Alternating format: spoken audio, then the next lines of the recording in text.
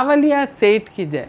मित्रों, हम आपके लिए बहुत अच्छे यूनिक वीडियो लेके आते हैं और आज का जो वीडियो है ना, ये बहुत ज़बरदस्त होने वाला है।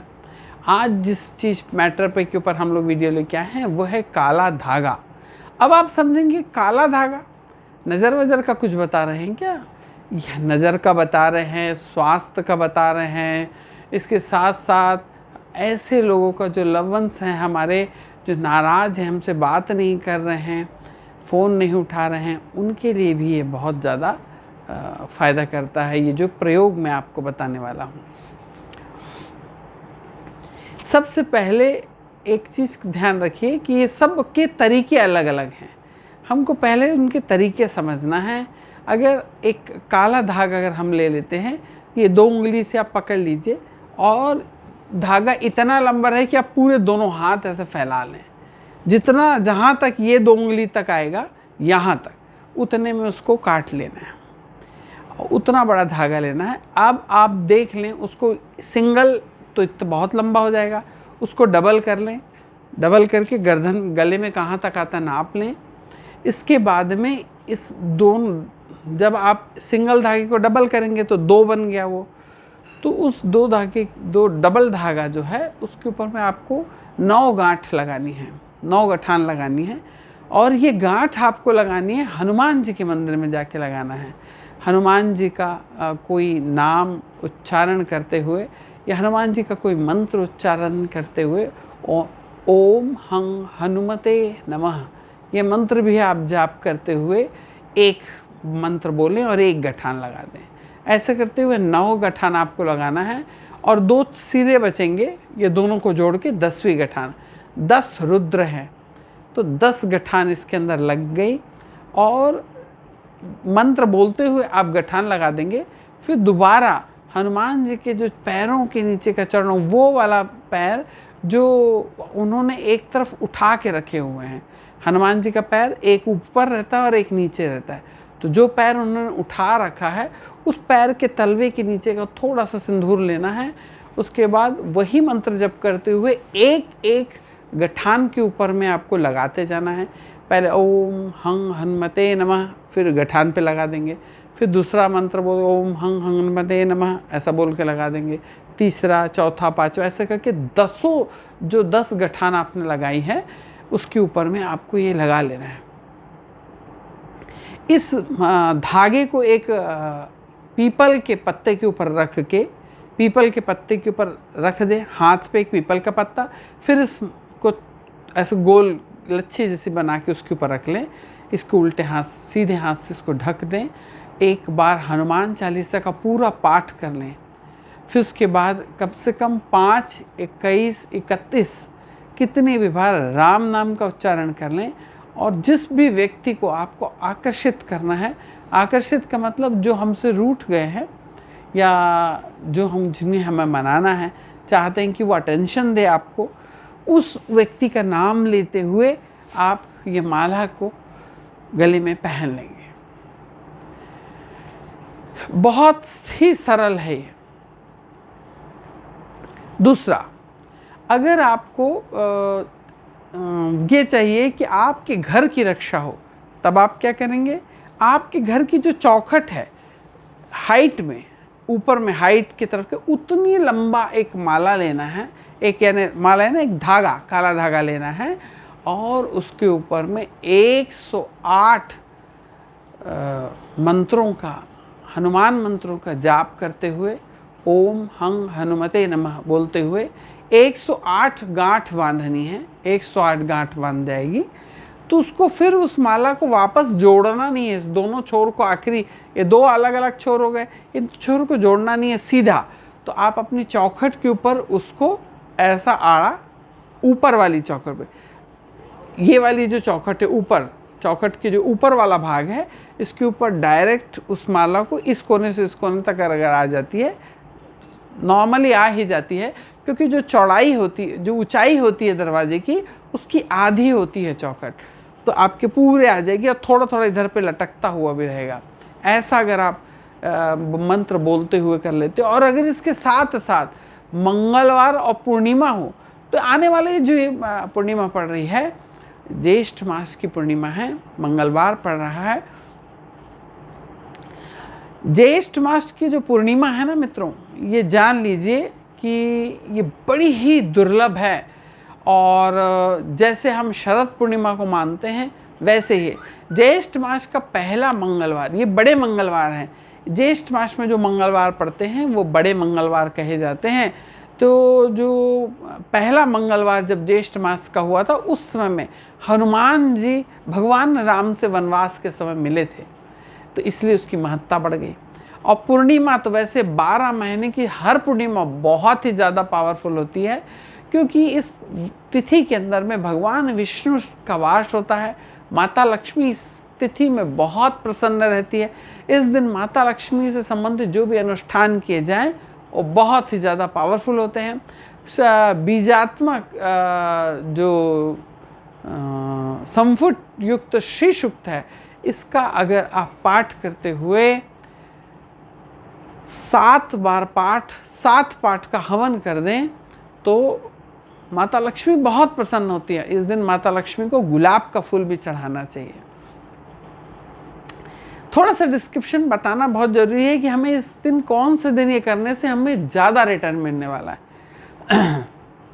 अगर कोई भाई लोग हैं, कोई भाई बहन चाहते हैं कि नज़र दोष से बचे, दरअसल होता है कि कोई भी जगह की जो तंत्र मंत्र का इस्तेमाल करते हैं वो आपके दाहिने पैर यानी सीधे, क्योंकि मित्रों जो तंत्र मंत्र करने वाले लोग हैं ना, वो हम जो दाहिने पैर यानी राइट फुट के नीचे की मिट्टी से तंत्र मंत्र का प्रयोग करते हैं, तो ये न कर पाएँ, इसके लिए हमको क्या करना चाहिए कि एक फिट, ज़्यादा बड़ा नहीं लेना है, 1 फिट का करीब धागा ले लें, या आपकी एक बिल्लस, ऐसा बोला जाता है चाहे 12 उंगल धागा होना चाहिए। शास्त्रोक्त तो जो प्रमाण है वो 12 उंगल धागे का है। 12 उंगल धागा ले लें। अगर आपका पैर की जो एड़ी है वो ज़्यादा अगर चौड़ी है तो आप 1 फिट ले सकते हैं, अन्यथा 12 उंगल धागा लेने से बंध जाता है। इसके ऊपर 9 गठान लगा दें।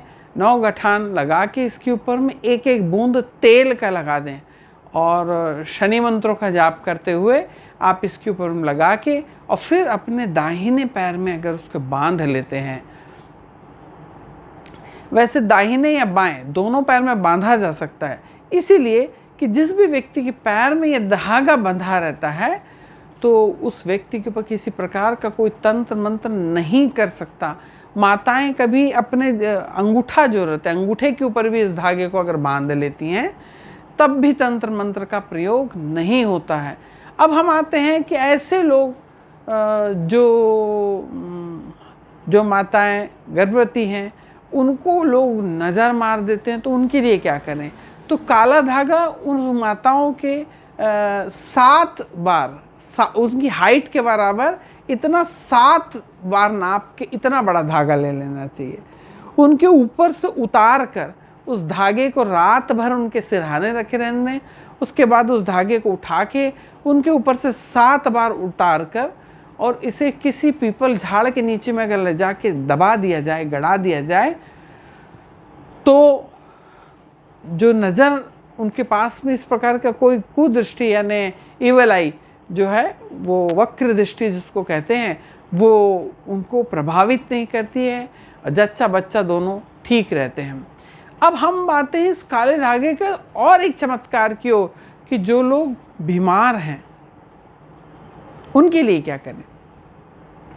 कहा जाता है अगर वो बेड पे पड़े हैं, उठ सक नहीं रहे हैं और बहुत मुश्किल होती है, ज़्यादा टाइम उनको रेस्ट करना पड़ता है, तो जिस पलंग के ऊपर वो सोए हैं उतना बड़ा 3 बार उसकी हाइट के अनुसार 3 बार लंबा धागा, काला धागा ले लें, उसके ऊपर में 9 गांठ लगा लें, पूरे धागे के ऊपर में 9 गांठ लगा के और उस जो रोगी व्यक्ति है उसके कमर में बांध दें। उसको 2 पुरुष 3 पुरुष जितने में उसको सहूलियत हो उतना उसको बांधे रहने दें और 3 दिन तक इसके कमर में बांधने के बाद इस धागे को खोल दें और बहते बहते हुए पानी में डालें। अगर आप बहते हुए पानी में डालें तो उसको बहा दें, यानी 3 दिन के बाद में आप बहते हुए पानी में अगर उस धागे को आप बहाते हैं तो जो रोगिल व्यक्ति, जिनको रोग है या किसी प्रकार की कोई समस्या है, तबीयत खराब है, स्वास्थ्य ठीक नहीं है, तो उनके स्वास्थ्य में सुधार आने लगता है। इसी में जो हमारे घर का कोई व्यक्ति जो ज़्यादा बीमार रहता है, उसके लिए भी यही प्रयोग एक और है इसमें कि उस व्यक्ति के हाइट के अनुसार 7 गुना धागा, पहले पैर में, अंगूठे में उसके फंसा दे काला धागा, सर तक ले आए, फिर एक धागा नीचे ले आए, 2, 3, 4, 5, 6, 7, ऐसा पूरा उसकी जितनी हाइट है उतना बड़ा उसके ऊपर से नाप के लें। अंदाज़ा ना लें कि बस एक बार नाप लिया 7 बार उसकी गुच्छी बना दी, ऐसा ना करें। हर बार धागे को नाप लें।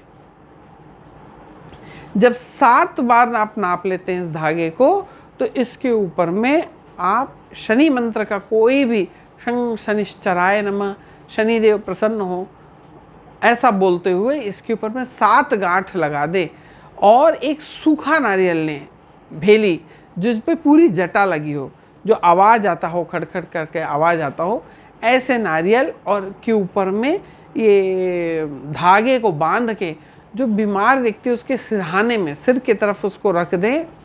3 रातों तक उसे रखे रहने दें।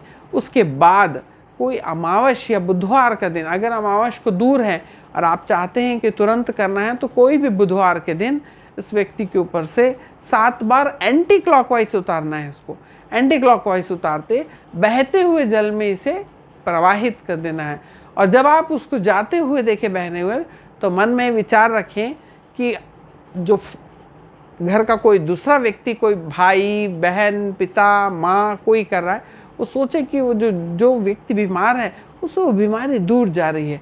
ऐसा सोचते हुए, मन में भाव रखते हुए उस नारियल को प्रणाम करें। उसके बाद जब आप उसके को पीठ कर लेते हैं तो वापस उसकी तरफ पलट के ना देखें। एक बार आपने अगर वहाँ से दृष्टि हटा ली और अब आपको पीछे मुड़ गए हैं, तो वापस पलट के उसे ना देखें। ऐसा करने से भी जो बीमार व्यक्ति होता है उसकी स्वास्थ्य में बहुत जल्दी बहुत अच्छा फर्क आता है। भाई और बहनों, माता, आप लोगों ने ये प्रयोग बहुत बार देखा होगा। जो छोटी घरों में जो बच्चे छोटे रहते हैं, तो माताएं उनके हाथ में, पैर में काला धागा पहना देती हैं। इसमें और एक है, अगर भगवान शिव का अगर अभिषेक हो रहा हो आपके यहाँ, अगर भगवान शिव का अगर आप अभिषेक कर रहे हैं, तो आपके हाइट के बराबर या 1 फीट का धागा, 1 फीट ले लें, इतना धागा लेके उसकी गुच्छी लच्छा बना के रख दें, भगवान शिव के चरणों में रख दें उसे। और जब पूरा रुद्र का अभिषेक हो जाए, पूरा आप भगवान शिव का अभिषेक कर लेते हैं, तो उसके बाद में उस धागे को आप अपने सीधी कलाई में बांध लें और 40 दिन तक इस धागे को बंधे रहने दें।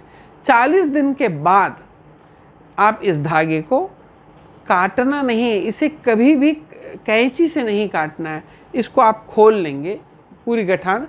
अब मान लीजिए अगर आपको गठान नहीं खुलती है, तो इसे जला कर काटेंगे। धागा लेके नीचे से कुछ चीज़ से जला दें इसको कि 2 टुकड़े हो जाए। लेकिन इसको कैंची या किसी लोहे की चीज़ से या किसी भी चीज़ से काटना नहीं है। उसको ज़्यादा हो सके उसे खोल लें तो बहुत अच्छा है।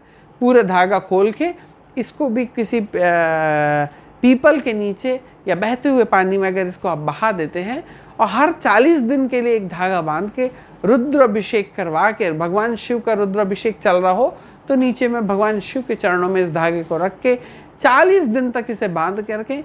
40 दिन के बाद इस धागे का खोल के विसर्जन कर दें। ऐसा करने से भी हमारे स्वास्थ्य, मन, मस्तिष्क में बहुत ज़बरदस्त इसका प्रभाव पड़ता है और जो हमारे को चहुमुखी प्रतिभा हमारी जगाता है, हमारे दिमाग को कूल रखता है, शांत रखता है, प्रसन्न रखता है। ऐसा करने से देखिए, मेरे हाथ में मैंने एक काला धागा बंधा हुआ है हमारे। ये हमारे सदगुरु जी द्वारा दिया गया धागा है।